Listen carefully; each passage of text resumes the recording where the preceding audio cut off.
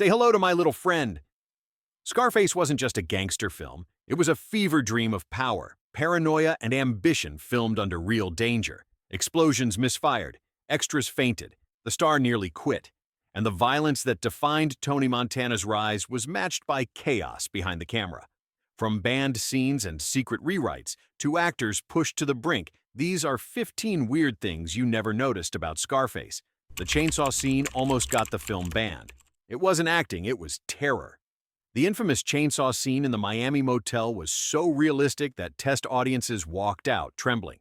Brian De Palma filmed it with hidden cameras because the MPAA warned him the footage might earn an X rating. He used multiple angles, letting the viewer imagine what wasn't shown because what was shot was even more brutal. When the first cut reached the censors, they said it was beyond reason. De Palma re-edited it 3 times, slicing frames by the millisecond until the violence felt psychological rather than gory. Even so, actors on set said the fear was genuine. Stephen Bauer, who played Manny, later said, "You could smell the sweat in that room. It wasn't fake." The sound crew even used the real whine of a working chainsaw, recorded under towels to prevent distortion. What audiences didn't know was that the fear in Pacino's eyes. That wasn't Tony Montana. That was Al Pacino watching the scene spiral into reality. Al Pacino burned his hand badly. The climactic mansion shootout was chaos. Squibs exploded, gunfire echoed through marble, and the air filled with smoke. But the danger wasn't fake. During one take, Pacino grabbed the still-hot barrel of his M16 after a stunt sequence instantly burning his palm. He screamed, dropped the weapon, and fell to the floor. Crew members rushed in, fearing the star had been hit. Doctors later confirmed it was a second-degree burn. Filming paused for nearly 2 weeks while he healed. Pacino later joked, "Tony Montana was bulletproof, but Al Pacino wasn't heat-proof." Still, he refused a hand double for future scenes. You can even spot the injury in later shots, where his left hand is wrapped in bandages disguised as costume detail. That's how committed he was. He didn't play Tony Montana, he endured him. Every wound felt earned. It wasn't method acting, it was survival under fire. By the end of the shoot, Pacino had bruises, cuts, and ringing in his ears from blank rounds. Yet, he called it one of his proudest roles. Because pain, he said, reminds you you're alive. And no character embodied that more than Tony Montana. The real cocaine was replaced with powdered milk. That blinding white mountain on Tony's desk wasn't glamour, it was misery. The cocaine that dominated the set was actually powdered lactose mixed with cornstarch, chosen for texture and safety. But safe didn't mean pleasant. After weeks of takes, Pacino said he couldn't breathe through his nose. It clogged everything, he recalled. Michelle Pfeiffer, playing Elvira, was warned to inhale carefully. The air on set looked like a snowstorm. The crew wore masks between takes, but the actors couldn't. The smell was sour. The residue stuck to their clothes, lights, and camera lenses. By week's end, the film crew joked they could taste Tony's empire in the air. De Palma wanted realism, so he told Pacino to keep his face close to the pile during dialogue. In several shots, you can see him squinting his eyes, tearing from the dust. What looked like power was actually irritation, exhaustion, and a set coated in milk. That glittering empire was literally rotting under the studio lights. Steven Spielberg secretly directed a scene. There's a Spielberg fingerprint inside Scarface, and almost no one notices it. During the final shootout, De Palma invited Steven Spielberg, his close friend, to visit the set. Spielberg walked in, watched the action, and like the perfectionist, he was offered an idea. He suggested a sweeping crane-to-overhead shot showing attackers storming the mansion as Tony fires back. De Palma loved it. Spielberg grabbed the camera rig and mapped the motion himself. The result? That fluid, hovering perspective during the battle that feels larger than life. It's one of the most technically brilliant shots in the film, and Spielberg never took credit. He was just there as a friend, helping another director push chaos into art. De Palma later said, "Steven saw the rhythm before anyone else. He turned destruction into choreography. That unseen hand shaped one of cinema's most iconic shootouts. Not for money, not for fame, just for the love of the craft." Tony Montana's accent was built from a dishwasher. Before becoming a crime lord, Tony Montana started in a Miami kitchen just like the man who inspired him. Pacino didn't invent Tony's rasping feral voice. He borrowed it from a Cuban dishwasher named Fernando, whom he met while researching immigrant life in Miami.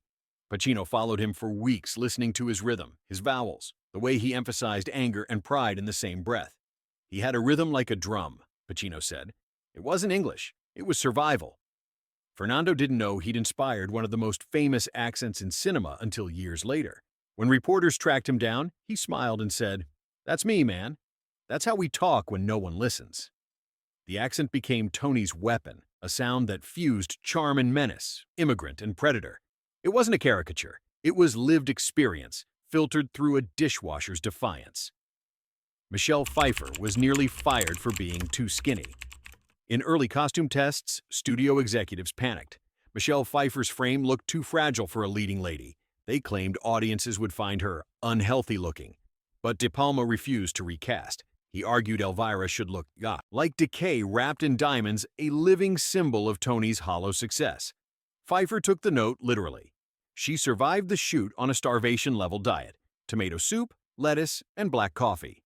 "I was living what she was living," she later admitted. It wasn't vanity, it was character commitment. During one take, she nearly fainted from exhaustion. Pacino caught her before she fell and told her, "That's it, that's Elvira." Every glamorous frame of her on-screen is haunted by fragility. She's not radiant, she's fading. And that's exactly what De Palma wanted. Behind those glittering eyes was an actress fighting dizziness, dehydration, and the pressure of perfection.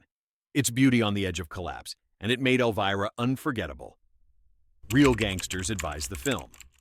To make Scarface authentic, Oliver Stone didn't rely on Hollywood imagination, he went to the source. Stone met with real Miami criminals, many of whom had fled Cuba or worked in smuggling rings. They advised him on slang, hierarchy, and street code. One gangster who remained unnamed even acted as a bodyguard on set, ensuring no local trouble interfered with production. De Palma admitted, "We had eyes watching us everywhere." Some extras in the Babylon Club scene were actual regulars from Miami night spots tied to underworld figures. Their body language, the way they smoked, watched, and sat, gave the film its eerie realism. Stone later said, "You could tell who was who. They didn't act tough, they were tough." That authenticity didn't come cheap. The film crew worked under constant security, and some cast members received anonymous warnings to watch your back. So when you see Tony strut through the club, remember, many in that room didn't need to pretend. The film was shot in LA, not Miami. Scarface feels like the beating heart of 1980s Miami, but it was mostly Los Angeles in disguise. After Cuban-American activists protested the script's portrayal of immigrants, the city of Miami refused to issue film permits. De Palma was forced to relocate, reconstructing whole streets of Little Havana in downtown LA. Production designer Ferdinando Scarfiotti recreated Miami's pastel colors using imported stucco and neon tubing. Even the humid Florida heat was faked with industrial fog machines and mist sprayers to create that shimmering tropical haze. Only a few real Miami scenes made it into the final cut, like the opening refugee montage and the famous Freedom Town camp. Everything else was smoke, mirrors, and brilliant lighting. Ironically, Miami's rejection made the movie's world more dreamlike. The fake Miami became a reflection of Tony's fantasy, bright, loud, and built on illusion. Not Miami, but a mirage. And that's the point. Tony's empire was never real. It was a city built on lies. The F-word record that shocked the 80s. When Scarface hit theaters in 1983, it broke an unexpected record: over 200 uses of the F-word in under 3 hours. For comparison, most films at the time used it fewer than 10 times. Critics accused the movie of verbal assault. The MPAA nearly stamped it with an X rating just for profanity. But De Palma refused to soften the language, arguing that Tony's world demanded that level of aggression. Every curse was part of the rhythm, anger as punctuation. Tony didn't talk, Pacino said. He attacked with words. The language wasn't random. It built tension, marked power, and became a kind of soundtrack of rage. When Tony's empire grows, so does his vocabulary. By the final act, he's swearing like an avalanche, drowning in his own chaos. What audiences didn't realize then, this wasn't vulgarity for shock, it was realism for impact. The F-word became a heartbeat, a pulse of defiance, and it made Scarface impossible to forget. Pacino studied leopards for Tony's movements.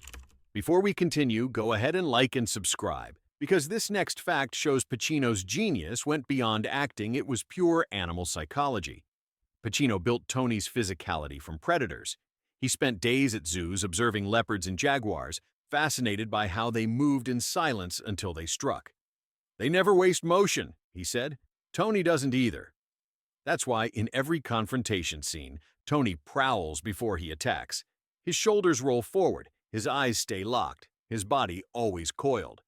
Watch the nightclub fight scene, you'll notice it. Even his gestures, pointing, slamming, pacing, were designed like territorial displays.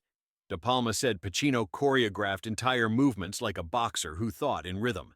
This wasn't random energy, it was instinct turned into art. He played Tony not as a man, but as a caged animal, learning how to rule the jungle. It's subtle, primal, and unforgettable.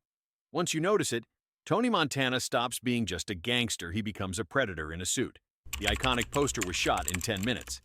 That black and white image of Pacino holding the gun became an instant classic. But the photo session nearly didn't happen. Pacino was exhausted and refused another shoot. The photographer begged for 5 minutes. Pacino agreed, stood in front of a single light, grabbed the prop, and froze. 10 minutes later, they had the shot. No art direction, no retouching, just attitude distilled into shadow. That still image sold 1 million dorm posters and became the film's visual identity. Years later, the photographer said, "He didn't pose, he existed." And that's exactly what makes it immortal. The score was made on early synth tech. Composer Giorgio Moroder didn't have digital tools. He had temperamental analog machines that often glitched mid-recording. Each sound was built layer by layer through manual patch cables and early sequencers that could crash without warning. Sometimes entire sessions were lost because the machines overheated. But Moroder kept pushing. He wanted the score to sound like ambition, artificial, relentless, and electric. The main theme, "Push It to the Limit," became an anthem of excess, pulsing like Miami nightlife itself. Moroder recalled, "Every note had to sound like neon burning." Critics at the time called it too cold and too modern. But De Palma loved it. He said the music made Tony's world feel alive and dangerous, like a fever you can dance to. The synths may have been primitive, but the result was revolutionary. Moroder's score didn't just underscore Scarface, it defined it. Oliver Stone wrote the script while quitting an addiction. When Oliver Stone agreed to write Scarface, he wasn't the confident screenwriter we know today. He was broken. He flew to Paris to isolate himself, cutting off every contact from Hollywood. He called it his self-imposed exile. In that solitude, he poured his frustration and guilt into Tony Montana, a man consumed by his own appetite. Stone later confessed, "Every time Tony lashed out, it was me screaming through him." He studied real Cuban immigrants, police reports, and the rise of South Florida crime to build a world that felt documentary-level real.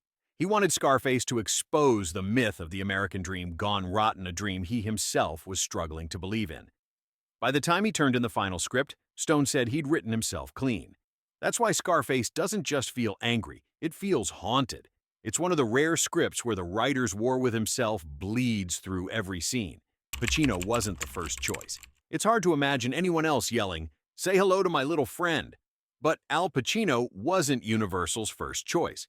The studio initially chased Robert De Niro, hoping to recreate the magic of the Godfather duo. De Niro declined. He found the script too extreme.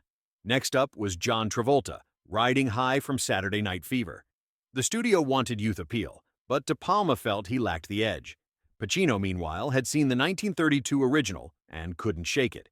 He personally met producer Martin Bregman and said, "If you remake Scarface, I want to play that man."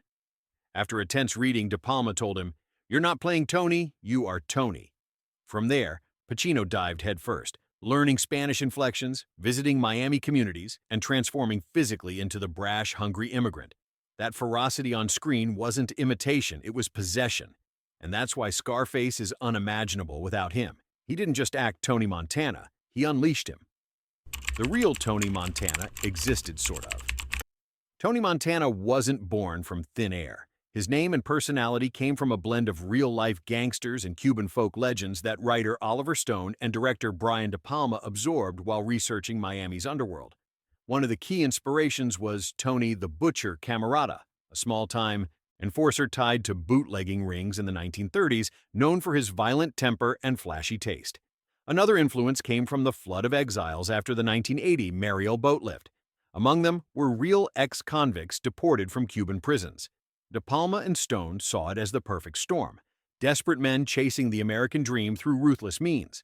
Locals claimed the early 80s truly felt like Tony Montana's world gunfire echoing in nightclubs, fast cars, and broken dreams. Even the mansion architecture came from real Miami estates owned by former smugglers. So while Tony Montana was fictional, his world wasn't.